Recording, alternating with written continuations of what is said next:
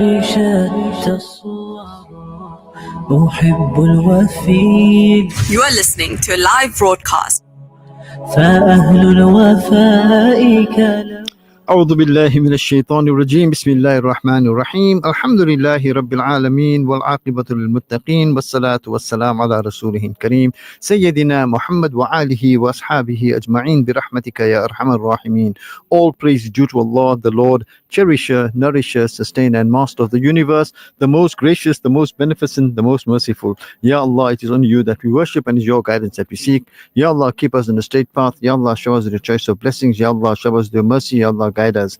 Greetings, salams, salutations on our beloved Nabi Muhammadur Rasulullah sallallahu alayhi wasallam. It is now 10 minutes past 9 on this beautiful Saturday morning, the 8th of March 2025, the 7th of Ramadan 1446, and welcome to Medical Files on Radio Al Ansar, brought to you by the Islamic Medical Association of South Africa. Our very special guest this morning to discuss our problems, if I can put it that way, during Ramadan and during fasting is Dr. Hafeeje. Dr. Hafeeje needs no introduction to the airwaves of Radio Al Ansar or for any radio station for that matter. Dr. Hafeeje, assalamu alaikum wa rahmatullahi wa barakatuh, and jazakallah khair for joining me on the program this morning. Wa alaikum salam wa rahmatullahi wa barakatuh, Faizal, and to your listeners. Yes, today is quite a hot day in Durban, isn't it? It is undoubtedly. It is undoubtedly. And some of us are sleep deprived. I get the message. Yes, we are. And we'll talk about the deprivation of sleep as well. Dr. Hafeeje, alhamdulillah, we now, I think today is the 7th fast, if I'm not mistaken. Yes. Yes. It just flies. I recall last week, Saturday, all preparing for the first Tarawih, we were all excited. We're 7 down already. And of course, I'm sure, most of us have had, if I ask anyone, what sort of medical problems have you or physical problems have you been experiencing in the last 7 days? And I'm sure most of us will say we've been experiencing headaches. And headaches, what can be the cause of it? Why? Very common in the first week of Ramadan. And that is because our body is adjusting to not eating during the day, not snacking during the day, not having water during the day. So it creates a problem for the body. Its body is just adjusting. But there are things that make it worse. And and we talk about caffeine withdrawal headache, and that's what presents itself in the first week of Ramadan. Our body, if you're used to having tea and coffee during the day, now with fasting, you're not having tea and coffee during the day. You may have tea or coffee in the morning and again at iftar time, but during the day, there's no tea or coffee. So your body is withdrawing from caffeine. So not only will you get a headache, but you'll get a fogginess in your head, like you want to go and sleep and you're not clear in your head. And that's a feeling that you would get. But that goes away by the 7th day, 8th day, it'll be all gone. So that headache is gone. If by now it should be gone. The other cause of the headache is dehydration, because we're getting hot days, we're perspiring quite a bit, can't drink water, so we are. So you know what? You have to be 100% hydrated at all time. Mm-hmm. You can't start the day 80% hydrated. Now, talking of hydration, how can one maintain hydration? But you see, the body needs a bit of time to adjust the fluid levels in the body. So that's the best time to hydrate yourself is between iftar and bedtime. Mm-hmm. So if you hydrate yourself, you start at when you start breaking fast. Everybody is thirsty, dry. So you should have about 1 liter of liquids. Liquids meaning water, fruit juices, halim, soup, whatever you're eating, whatever is liquid. So that one liter should suffice, because you don't want to drink too much at iftar time, otherwise it's going to bother you during Tarawih. Mm-hmm, mm-hmm. So about 1 liter should be okay. And after Tarawih, now you can drink a little bit more, because now you can go to the toilet if you need to. And usually, if you drink about another liter of liquids after Tarawih, or you know what, I always say that you need to sip some water during Tarawih. Okay. And if you can have half a liter of water during Tarawih, you got another half a liter gone, another 1 liter after Tarawih. That makes it 2.5 liters. And of course, you can top up at suhoor time. Mm-hmm. What about having tea at certain time? So, you see, the problem is with caffeine. Caffeine is a diuretic. So, you drink a cup of tea before going shopping. you'll be looking for a toilet when you get to the shopping center. Okay. So, Okay. so it's a diuretic. So, in the morning, it's okay to have tea when you get up, or coffee when you get up for suhoor. Because then you got half an hour, 45 minutes, and you will empty that out during that time. But just last time before you end up eating, you have tea or coffee. You may find that you want to go to the toilet about half an hour, 45 minutes later. So it's okay. You can have tea or coffee in the morning, but have it as early as you can. And if that is not a problem, again, you have it early again. Before Tarawih, the diuretic effect should be over and you should be okay. 060-904-1056. Let's take advantage of Dr. Farooq Hafeeje's expertise. Our topic for discussion is Ramadan, health tips for Ramadan, fasting during Ramadan, the problems of fasting during Ramadan, and any questions related to that, you may forward it to us on 060-904-1056. Dr. Hafeeje, there's a medical question that's come through. I'm not sure if you want me to pose it to you. It says, Salams, doctor. I want to know what is the difference between a bypass and a stent regarding the heart. Please explain. Jazakallah. I know it's slightly off our topic, but I think it's important. Okay, I'll be brief and tell you. You see, when they do an angiogram, it's a dye that's put into your blood vessels, and that highlights the arteries around your heart. So if there is a blockage in your heart, in the arteries of your heart, that blockage can be opened up with a stent. So that means the stent is like let's say like an exhaust pipe, okay, with a hole in the middle. So it comes flat, and then it can be opened up when you get to the point where you want to dispatch it. So when you do that, it opens up like a spring, and then now there's a cavity in the middle, and the blood starts flowing through the cavity in the middle, in the blood vessel. So the blood vessel is not interfered with in any other way except that the blockage is squashed and opened up, and that's how you maintain the circulation of the heart. Bypass is different. Bypass is you are bypassing the block. So now you need a piece of artery or a piece of vein to bypass that block. It's like a plumbing. If you got a block in the plumbing and you can't get to the block, then you take another pipe and you bypass the thing, and you configure it in such a way that you bypass that blockage that's creating the problem. So that requires open hearts. Not open heart, but it requires your chest to be opened. With the stent, you don't have to. It is done through an angiogram. Thank you for that, Dr. Hafeeje. Message come from my sister Aisha. Salam's perfect topic. I have taken colon gut capsule at Seri time. Is it advisable to take it in Ramadan? Shukran. Is it advisable? I haven't heard of this yet. I don't know what it contains. Okay. So if the person can tell us what the ingredients are, maybe we can help. Doctor, what about back pain? Many of us suffer from back pain, and most of us probably attribute it to the 20 rakats of Tarawih. But can you maybe just expand on that for us, please? That back pain. Yes, it's another thing that happens very, very frequently during Ramadan. And usually it happens in people who are not used to sitting on the floor for long periods of time. And now, during Ramadan, they find themselves sitting in the masjid for longer periods, which is, alhamdulillah, very good. And you'll see them sitting at Zohar time, and normally on a normal day, there are not very many people doing that in the masjid. But in Ramadan, a lot of people are sitting in the masjids reading the Quran, and between Asr and Maghrib, and again after Fajr. So sitting on the floor and curving your back will give you a backache. When you're sitting on the floor, you need to keep your back straight. So if you curl yourself down like this, and people normally put the Quran on their lap. Now to get to read the Quran, you have to bend your head and you have to curve your back. And that's a very bad posture.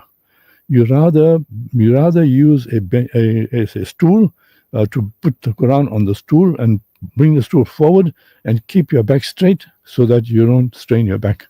And that's one of the commonest reasons in Ramadan where people get backache. And yeah, and the other day, one of the Masadis told me, my bum is sore. Never, doesn't normally happen, but why is my bum sore? So I told him, it's your muscles are getting crushed. So how is, I told him, what, you're sitting on a hard surface. He said, no, I'm not sitting on a hard surface. I've got good seats in the car, and I've got good seats that I'm sitting on at home. No. So I'm trying to look at what you're sitting on now. In the masjid, some massages have like a padding under the carpet, Yes. which makes it a bit soft. So that cushions the impact. But there are some massages where the carpet is put onto the underlay, and it's hard. And if you're sitting there for a long period of time, if you're not used to it, your muscles are getting crushed between your bone and the hard surface. So, that's what creates the problem. So in that case, I mean, it's too late to do anything now, except that perhaps you can take a cushion and sit on the cushion in the masjid. Don't be embarrassed about it. Just put a cushion on the floor and sit on the cushion, and that should take the pain away. And very, very quick resolution of that pain. Jazakallah khair for that. What about constipation? Because that also seems to be a problem. Yes. Constipation is caused by eating more refined foods, not having enough fiber, and not having enough fluids. And that's what causes the problem. And another thing too, some people are now using protein whey at sore time. The one that is used for bodybuilding? Bodybuilding, yeah. Yeah, they are now using that at sore time, and that's constipating. And it can cause indigestion as well if you have too much of it. It's better to have natural, normal protein and at sore time. And protein is found in two ways. One is animal protein, which is dairy products. Remember, milk is very rich in protein, and cheese as well. And of course, meat, chicken, fish. And then you got plant proteins, which are in legumes and lentils. They're also high in protein content. So try and go for those kinds of foods rather than using the whey protein. You can use the whey protein, but don't use too much of it because it's going to constipate you. And of course, you need fiber as well. So fiber in the morning is a perfect way of starting the day, and you can use it in cereals, and that's the best source and a very high source of fiber. And pick a cereal that's okay, not too much of sugar in it, because that creates another problem for you. So make sure that you have that. And also the other thing is that you need to have some vegetables and fruit. And vegetables, you can have salads in the evening, and make it a point that you have a salad every day and have some fruit. We've got some beautiful fruit around at the moment, and that can really help you with the constipation. And of course, the other reason why you get constipated is that you don't have enough water. And so make sure that you hydrate yourself very well every day. You have to keep, you got to be conscious about this. You can't just, bring your guard down, because, if you don't count your number of the amount of fluids you're having, you may miss out. Sometimes you're busy and you're doing this and you're doing that, and you didn't realize that you didn't drink enough water, and the time is up. Now you can't drink 2 liters of water just before suhoor. It doesn't work. It's going to cause a problem for you. Question, I think, questions comes in. Salam's doctor, mashallah topic, and this comes from Shanaz of Overport, and she says, is too much of salt no good for pressure? And I think you did answer. She refers to one of the cereals. Can we have it? I think you did answer the cereal part of it. But is too much of salt no good for pressure? Yes, there's definitely. This has been proven over and over again that the intake of salt is related to the fluctuations in blood pressure. So if you have too much of salt, it's going to increase your pressure. Now, this is in people who have high blood pressure. Because they have a problem, an inherent problem with blood pressure control. So they need to have a low salt diet. But normal people without high blood pressure, you can have extra salt, but it comes with another problem, and that is it will make you thirsty.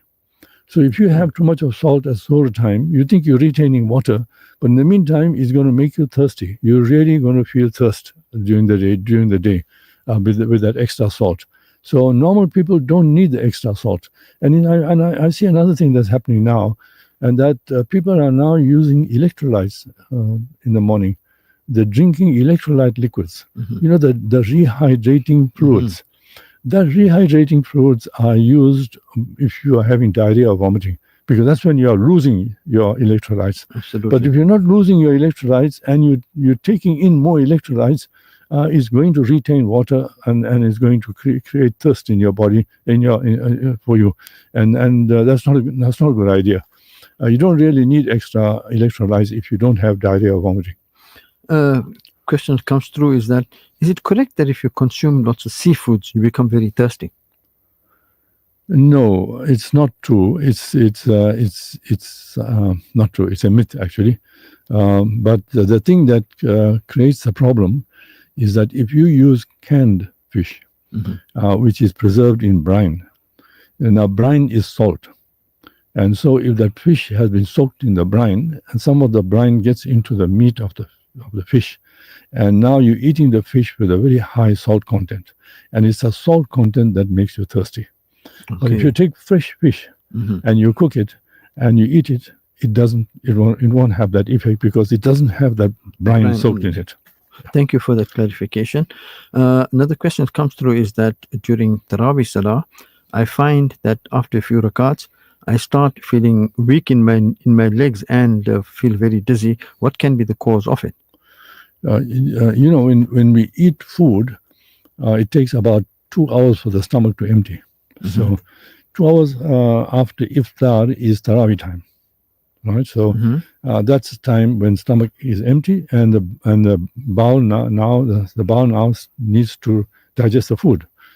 So what happens is, because of this thing that's happening inside of our body, which we are not aware of, the body now needs to bring blood into the stomach area to digest the food.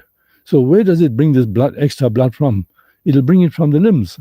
And that's why people feel weak in the legs, and they feel a bit dizzy, because the body is concentrating the blood into the digestive area. Because that's important now for it to do. This is what it needs to do at the moment. But in the meantime, it doesn't know that you're performing Taraweeh, and it doesn't know that you are going to be standing there for 20 rakats. So the body doesn't know that. So our body is going on with its normal function. So that the way to stop that is to have a small iftar. Don't eat too much. If the more you eat at iftar, the more you have a problem with the weakness in your legs and your dizziness. It works the other way around. You think you're going to eat a lot and you're going to have more energy during Taraweeh? No, it works the opposite. The less you eat at iftar, the better the Taraweeh that you will have. Absolutely, it has been proven. Look at the Hufaz. They are the ones that are leading our Salah, and they're the ones who need the energy. And you ask them what do they eat for iftar, and they'll tell you they hardly eat. Yes. I always wondered why they have such a light meal, and then after Taraweeh they go and eat properly. You try it. You must try it. Just have a little bit of food during iftar. After Taraweeh, you can come and have something else again. But, you know, and the best thing for iftar for you to have is to have your normal food, because your bowel is used to digesting, your stomach is used to digesting normal food. Don't put stuff that is new and things that your body is not used to digesting. So you can have some savories, no problem. You can have halim, and then have a little bit of your normal food, not too much. And don't have any dessert or anything of that sort. Leave it after Taraweeh. And if you do that, you'll find that your Taraweeh will go very well. Alhamdulillah. A question says, dealing with low blood pressure, the question mark, unless the sister wants us to tell us something about low blood pressure. Yeah, it's a problem towards the end of the day in people who have low blood pressure.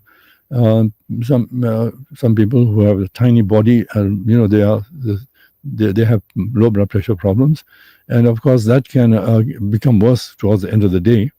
And again, with hydration, your body, your blood, the blood level, the blood amount of blood in your circulation will be normal. But if you underhydrate yourself, the blood in your circulatory system is a bit on the low side. That's going to drop your blood pressure. So it's very important to have to make sure that you are well hydrated. The other thing that you can do is it's better for you to have salt. Now, you shouldn't have salt at suhoor time. You should have salt between iftar and bedtime.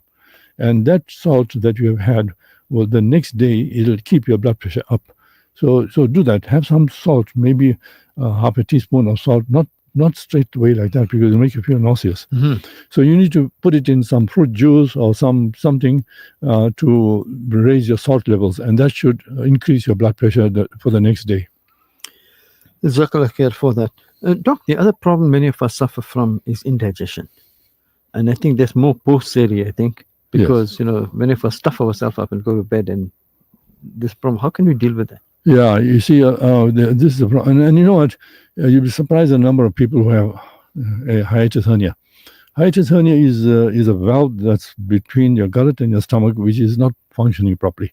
So the valve is not closed properly. So the stomach contents can come into your chest when you go down. Now, with the extra salawat that we're reading, with our head down, bums up, with the result that we are now at an angle which makes the stomach contents come into your chest, and that's what creates a problem. And again, if you eat too much before Taraweeh, and especially if you drink a lot of water during Taraweeh and you eat oily foods. You see, when you eat oily foods and fatty foods, the stomach emptying time is delayed. And normally, when you eat food, the stomach will empty in 2 hours. It'll mix the food and it'll partly digest the food, but it'll keep the food in the stomach for about 2 hours before it releases it slowly. It will release it during that 2 hours, but by 2 hours' time, the stomach should be empty.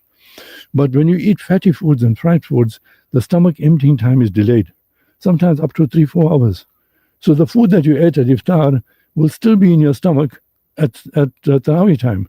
And so when you go down, some of the food will come into your chest, creating a problem, and that can cause indigestion.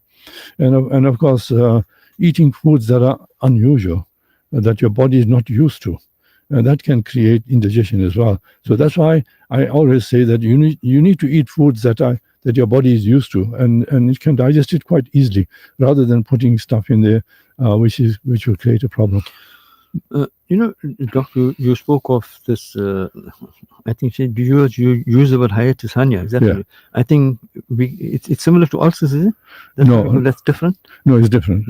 Ulcers is like erosions in the stomach. Okay. And that's like inflammation in the stomach, and sometimes you can get erosions, and sometimes you can get an ulcer in the stomach.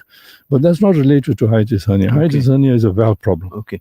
Many of us take, some of these medication at seri time, hoping that we're not going to get heartburn and, ulcer pains, etc. I'm just using layman's terms. Yes. Is it advisable to do that? I mean, for example, one may not be taking it under normal circumstances, but during Ramadan, as a precaution, at seri time, one just takes it.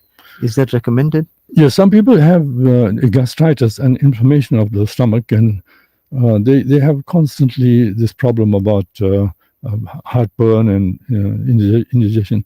Even people with hiatus hernia can experience this problem, and of course it gets exaggerated during Ramadan because under normal circumstances, the acid in the stomach is diluted by the liquids that we're drinking, the food that we're eating, the snacks that we're having. So it dilutes it constantly during the day, so you don't really feel it that much. But in Ramadan now, your stomach is empty now. The acid is now concentrated in your stomach. Is going to create a problem for you. Now you can't do anything about that at that time. So what we do is there is a tablet that's available which is called a PPI, proton pump inhibitor. You can talk to your doctor and ask them to prescribe it for you for the month, and you can take one every day, every night. And what that does is cuts the acid level down by about 70%. So then for the whole day, the next day, your acid levels will not be in the normal. It'll be about 70% less, which is quite significant. And most of the symptoms would go away. And you can use that tablet throughout Ramadan every day without any problems. Alhamdulillah, Jazakallah khair for that. The other problem many of us suffer from are muscle cramps. And especially, when you're in the atiyat position, you're getting those cramps. How does one explain that, and how can one deal with that problem? 2 reasons why you get cramps. And one is that overuse of a muscle.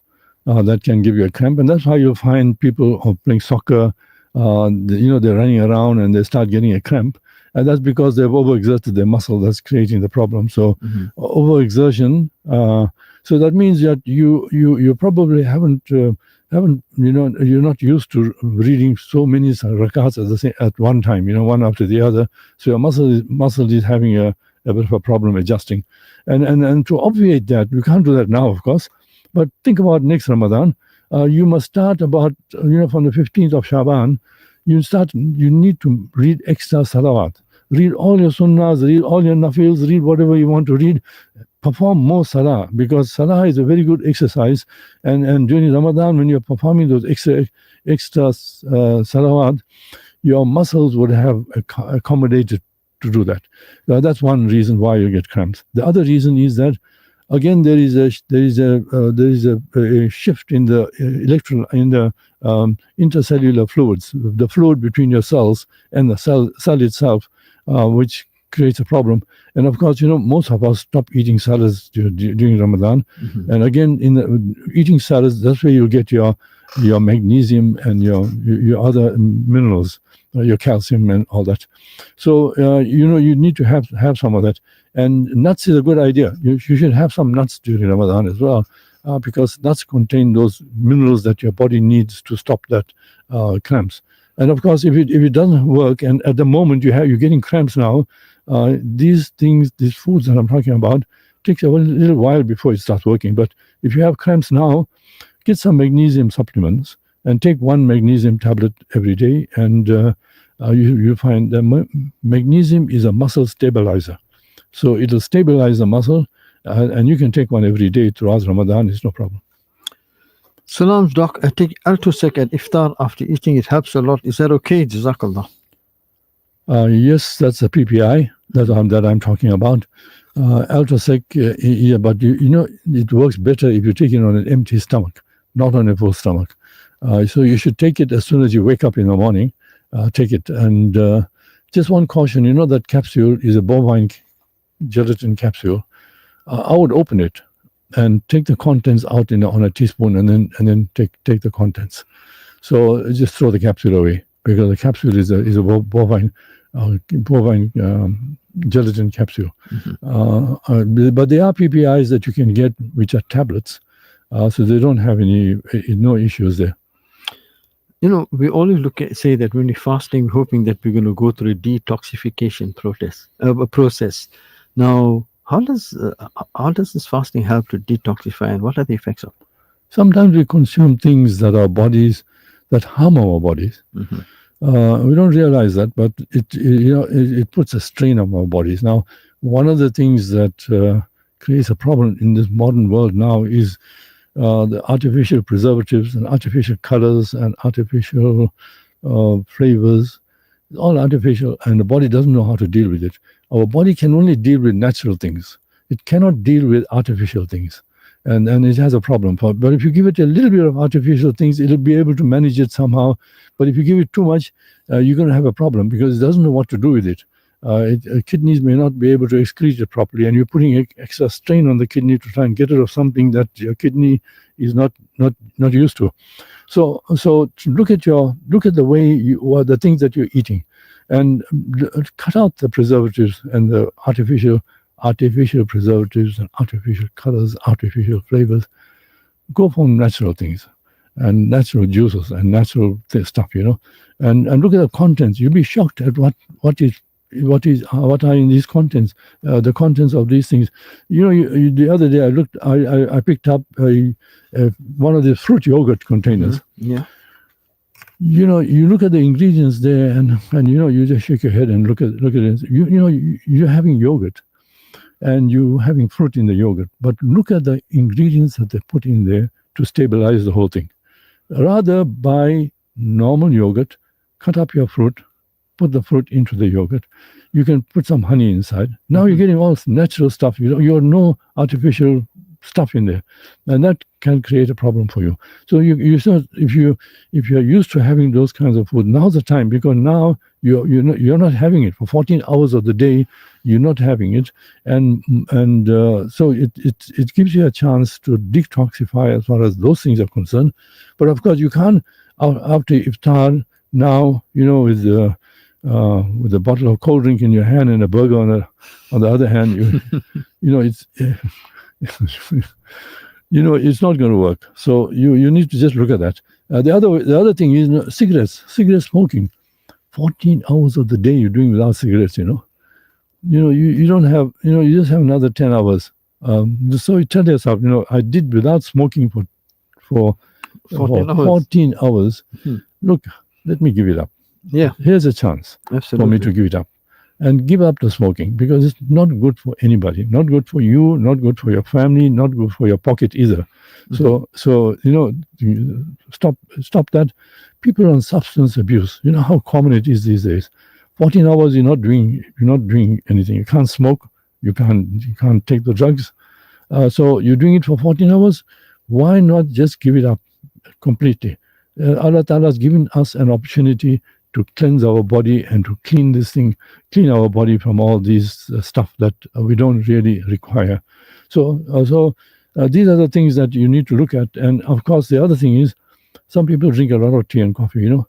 Average 3 cups of tea, 3 cups of coffee a day is fine, no problem with that one. But some people have tea constantly during the day, or they have coffee constantly during the day, and that again is no good. So you need to now tell yourself, look, I'm done without tea or coffee for 14 hours. Now, when I go back again after Ramadan, I'm just going to have a cup of tea in the morning, a cup of tea in the evening, and maybe 1 cup of tea at Zohar time, and that's it. So now you're detoxifying yourself from the caffeine as well. What about losing weight during Ramadan, Doc? I mean, many want to use this as an opportunity to lose weight. Yes. But I think at the end of the day, with the feast that we have at Iftar, I'm not sure if we're achieving that. No, I think studies have been done on this. And if you are reasonable with your diet and not eat too much, and see, people sometimes change from breakfast, lunch, and supper to Iftar after Taraweeh and Suhr. They're still having 3 meals a day. And they're big meals. And sometimes they have a party after Taraweeh and they really consume a lot of food. And that's not the idea of Ramadan. And now if you have an average Ramadan with a moderate iftar, you have some refreshing stuff after Taraweeh. And now you don't have to eat very heavy stuff after Taraweeh. That's another mistake people make. If you have oily foods and fried foods, remember the stomach emptying time is delayed. While you're sleeping, your stomach is still full. It'll create a problem with your sleep. And also, it's got nowhere to go because you're not active, you're lying down. So that all that extra calories that you're consuming is going to get stored in as a form of fat. So if you have a good dietary plan, you should lose 4 or 5 kilos of weight during Ramadan. So your dietary plan is absolutely vital. Yeah. So if you go through Ramadan and you lose 4 or 5 kilos, your diet is fine. But if you put on weight during Ramadan, and that's very common, your diet is wrong. You need to really think about it and say, look, what is going on? Why am I putting on weight during the time when I'm supposed to be losing weight? Absolutely. So just look at your dietary plan. Yeah. Jazakallah khair, Doc. We're going to visit the marketplace very quickly. We'll continue after this, inshallah. Africa. This Ramadan, join Africa Muslims Agency to provide meals of mercy in 23 nations across the world. Feed the fasting for 120 Rand per day, provide a grocery hamper for 1,800 Rand per month, and feed a community for 19,000 Rand per day. A single meal can turn hunger into hope from Gaza to South Africa to Malawi and beyond. Help AMA to set a table where there was none. 23 nations, one table, every meal a mercy. WhatsApp us now on 060 904 1056. Al Ansar Outreach Weekly Halim Distribution. Join us every Saturday during Ramadan for a heartwarming Halim distribution at our PMB branch, 240 Ortman Road, when every Saturdays in Ramadan. Time 1:15 p.m. Where the Al Ansar Foundation PMB branch. Come share in the spirit of giving. Everyone is welcome. We are unity, and you are listening to Radio Al Ansar. Mikhail, what on What is that in between your toes? I have no idea what it is, but it's really itching and I've had it for quite a while. I know what it is. If you don't wipe in between your toes to keep it dry, you can get a fungal infection. That's what it looks like. Really? How could you possibly know that, Salma? I heard it on Medical File on Radio Al Ansar. Yes, listen to Medical File on Radio Al Ansar. Become empowered to care for your body in the best possible way. أحب الوفاء بشتى الصور أحب الوفي Radio Al-Ansar. You're listening to Medical Files on Radio Al Ansar, brought to you by the Islamic Medical Association of South Africa and hosted by myself, Faizal Suleman. Our special guest this morning is Dr. Hafeeje, and we are discussing health tips during Ramadan, problems that one expects during fasting. And if you have any questions for Dr. Hafeeje, you may pose them to us via WhatsApp on 060-904-1056. Please try and restrict your questions to health problems that we experience during the month of Ramadan, and any advice that you might require. Dr. Hafeeje, a question that's come through. It's not a Ramadan question, but it's I think more an orthopedic, but I'm going to pose it, inshallah. It says that I'm suffering, Assalamu alaikum wa rahmatullahi wa barakatuh, wa alaikum salam to you. I'm suffering with plantar fasciitis, left heel, and tendinitis above the left knee. What can I do, especially when I walk up and go down the stairs? Very painful knee pain. Yes, plantar fasciitis is a condition where, you see, we have like a parchment paper stuff underneath our feet, and that's to protect our bones from the floor, from the hard floor. And so Allah Ta'ala has given us that like a hard structure, and that's attached to our heel, and our muscle that's in the back of our leg is also attached to that. So if the commonest cause of that, I'm not saying this is what it is here, but they need to look at it. The commonest cause of that is wearing flat shoes. If you wear a shoe that has got no heel, and especially if you are overweight, now your heel is pressing into your slipper, which is flat, or shoe which is flat, which is now stretching that muscle, that tendon underneath your feet, and that's what's plantar fasciitis. So you need to immediately wear a shoe with a heel, and that will take the tension and the stress away from that tendon. And of course, if you got flat feet, it's going to affect your knee as well, because your angle at which you are walking is not right. So now you're going to put stress on your knee and the ligaments on your knee, which is going to create a problem for you as well. So if you correct your footwear, you'll find that your knee pain will go away as well. So do that. In the meantime, all you can do now is maybe take some anti-inflammatories. Be careful with that, because now you're fasting. It's going to create a problem for your stomach. But I think you need to go and see a doctor, try and work out what's the best you can do about that. Maybe you can use some local treatment at the moment. Maybe some deep heat with just mention some names, with some, one of these anti-inflammatory gels, and you can mix the two together. Deep heat to penetrate the tissue, and of course the anti-inflammatory to do the anti-inflammatory thing. You can use that on your heel, you can use that on your knee, but immediately you should switch over to a heel that's about 1 centimeter, 1.5 centimeter high. Jazakallah. Dr. Salam's menopause is another problem beyond control. The heat worsens the situation. Any suggestions? Shukran. No, I think just keep cool, and it's a difficult time of the year for people who have menopause with hot flushes. There's no immediate relief for that. Mm-hmm. I saw something very interesting. The other day, it's a fan that is shaped like a collar. So you put it around your neck. Mm-hmm. And that fan blows air above and below it, so it cools your head and it cools your chest. Perfect. Cools your head. I like that one. Keep it cool. Okay. Yes. If flat-footed, can we buy ready-made inner soles, as it's very expensive to have them made? Also, standing during Tarawih, if flat-footed is hard. Yes, it is. Yes, it is, and you can try if you're mildly flat-footed. Those orthotics that you buy from the pharmacy, or it'll work. But if you've got very bad flat feet, and then you'll need an orthotic, which you need to put into every shoe of yours, because the ones that sell at the shop are not meant for people who have quite significant low flat feet. Doc, every time we have the show, especially during Ramadan, the question always posed, and we haven't dealt with, is the situation of diabetics during Ramadan. What can those that can manage to fast, alhamdulillah, what sort of precautions can they take? What should they be doing?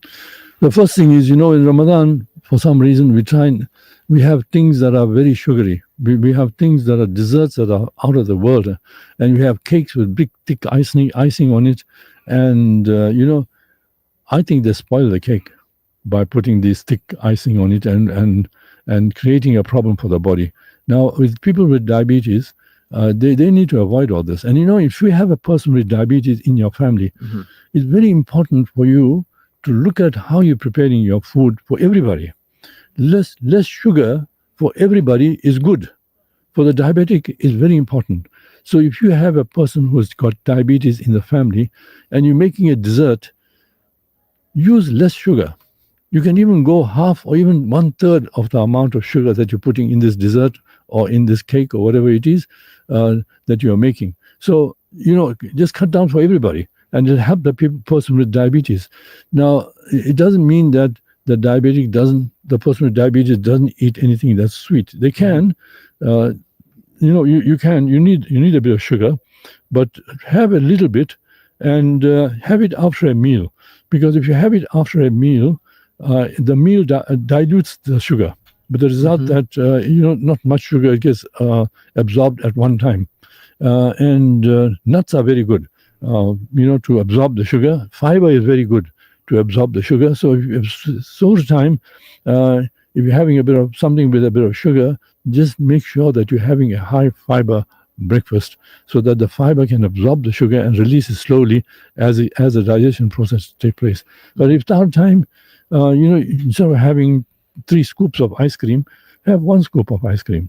And in that way you can control yourself. So for the diabetic, for the person who's got diabetes during Ramadan, they need to watch the sugar intake. That's the first thing. The other thing they need to do is they need to adjust their medication levels. Next week, I'm going to be presenting the show with an endocrinologist, and our concentration will be on diabetes next week. Okay. Next week between 9 and 10 on Medical File. We're going to concentrate a lot on diabetes and how to manipulate the medications. So people who have diabetes, I would suggest that they listen very carefully to that program next week. Inshallah. For that. Okay, I think we dealt with this at the beginning of the show. Assalamu alaikum. What can I do as I have headaches during Ramadan? I think you did deal with that already, Doc. Okay. What about exercising in Ramadan, Doc? Do you advise exercising in Ramadan? Yes, no, I think you know what? People who are used to exercising regularly, they go to the gym and they go for long walks and that kind of thing. I think for Ramadan, you should really put it on hold, and because it's going to interfere with your ibadah, and it's going to create a problem for your body because you may stress your body, you may strain your body. Remember, salah is a gentle form of exercise, and if you read all your salawat during the day, especially the Taraweeh 20 rakats, that's a gentle form of exercise. It's going to tone your muscles throughout your body. Very good, very, very good for your core muscles as well. As you come down and go up, your core muscles are coming to play. So I would just, for 1 month, just do without the exercise. And now the craze is pedal. When people can't, some people are addicted to it, but they can't do without it. Yeah. So I mean, again, give it a break.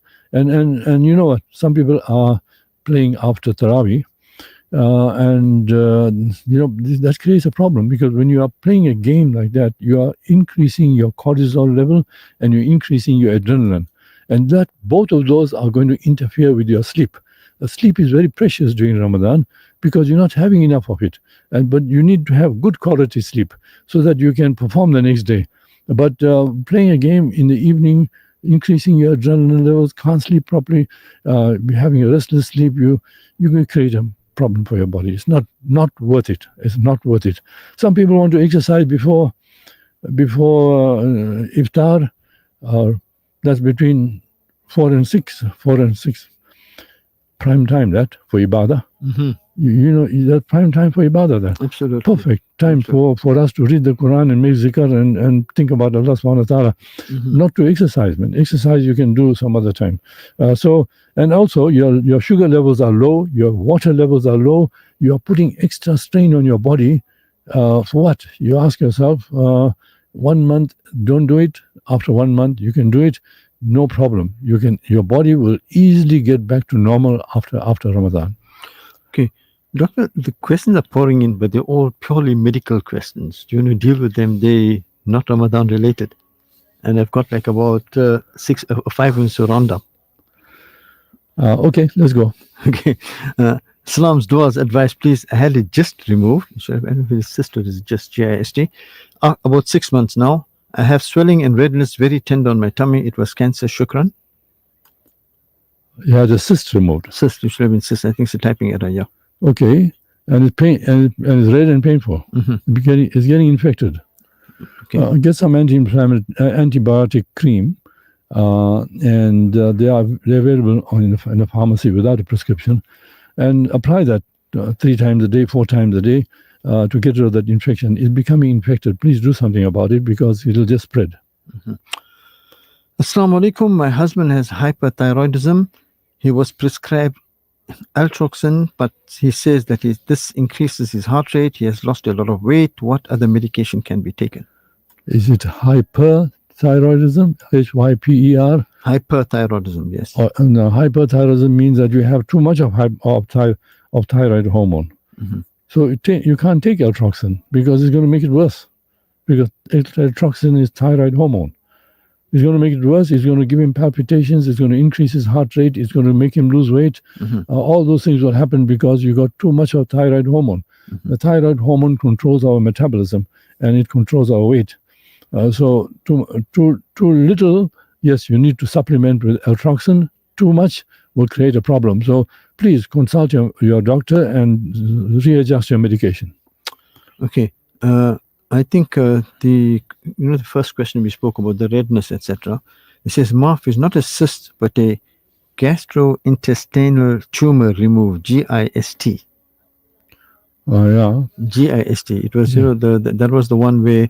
Oh yes. They have swelling and redness and very tender on my tummy. It was cancer. Shukran. Okay. Yeah.